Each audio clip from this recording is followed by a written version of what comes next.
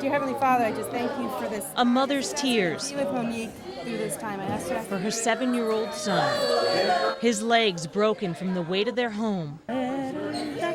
We try to comfort them, but even the nurses break down when they hear her story.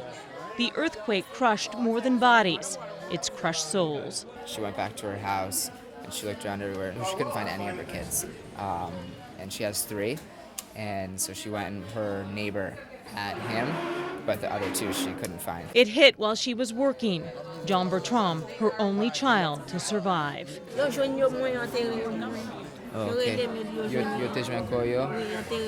Okay, but she did eventually find the bodies, and she was able to be there to bury both of them. She and her husband traveled 8 hours to this hospital in Les Cayes. They've been waiting here 12 days for a doctor to arrive. This blood, she said it gives her hope. She feels hope for him. John Bertram's smile quickly captures our hearts. And his tears bring out our own. Photojournalist Todd Ofenbeck and I went to Haiti as journalists to document this medical team from Naples. But we ended up being needed in ways we never imagined.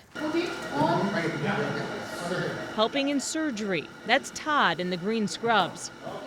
And our pilot, Mark Steinberg of Cape Coral. There's the pilot.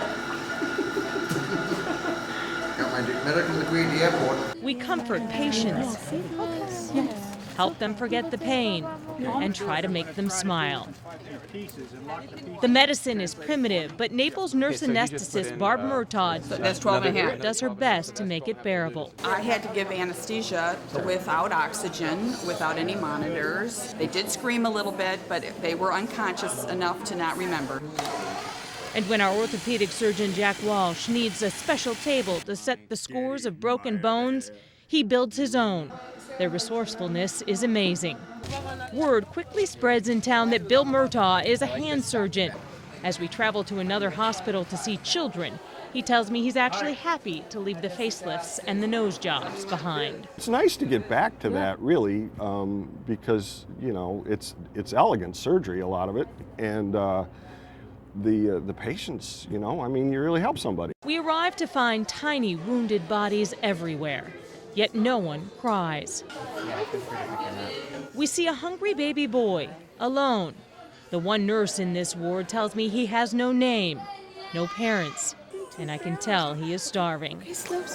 Another orphan in a country with hundreds of thousands now. Just too many for this poor nation, this rural hospital, this single nurse to care for, and it's almost too much to bear. Suddenly, John Bertram seems lucky. He may have lost his brother and sister, but his parents never leave his side. While his screams are heart-wrenching, Dr. Walsh sets his broken bones. And a mother's tears for the past turn to hope for the future. Her only son will survive.